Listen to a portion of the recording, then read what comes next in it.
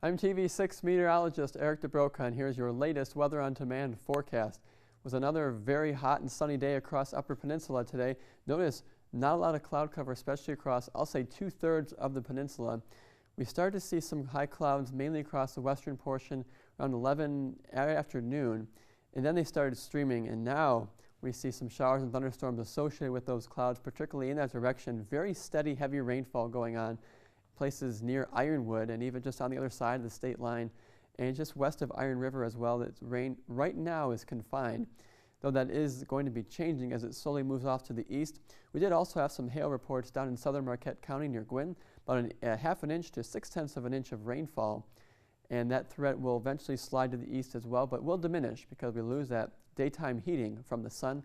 Zooming in on some of these powerhouse thunderstorms, we have another one that looks pretty healthy over the lake, and then farther south into northeastern Wisconsin. And so over the next several hours, these storms will come alive, especially in that direction. Just beware of that heading out the door this evening. Highs today, this is exactly why we had, again, strong thunderstorms, just unprecedented heat. 4 consecutive records now set at the Weather Service in a row. That, of course, in itself is a record. The low last night was 68 degrees, well above the average high this time of the year. 62 and 42 are the normals. Currently, we sit in the 60s for a lot of places, especially in the west, where it is steadily raining. In Ironwood, it's 57 degrees there. But across the Yellows, how about Iron Mountain? It's still 81 degrees. A lot of cool weather going on just to our north and west, and that is the new trend now as we step through the final week of September. 61 from the Twin Cities, but a lot of heat and humidity down across the south, and once again, record-setting temperatures in the plains and in the Midwest.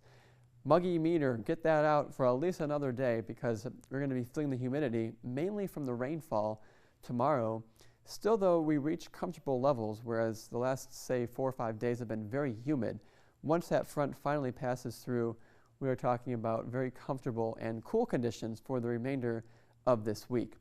Going through the radar here, we can see that we have a lot of storms on our radar that we're watching here, but also across the southwest, say areas in northern part of Iowa, southern Minnesota, and farther back of that, there's an area of low pressure developing, and that will continue to track slowly, as has been the case for the last couple of days to the north and east.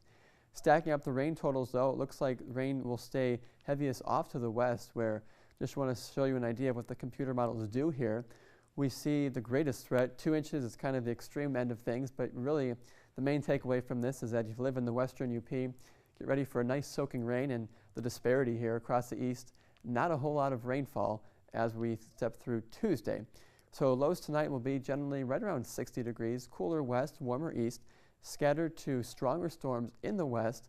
In the east, not so much until the day tomorrow. But look at those highs in the east, 79 degrees, almost near 80 places like Newberry and just out of the viewing area. Another wind component from Manistee, they're only 73.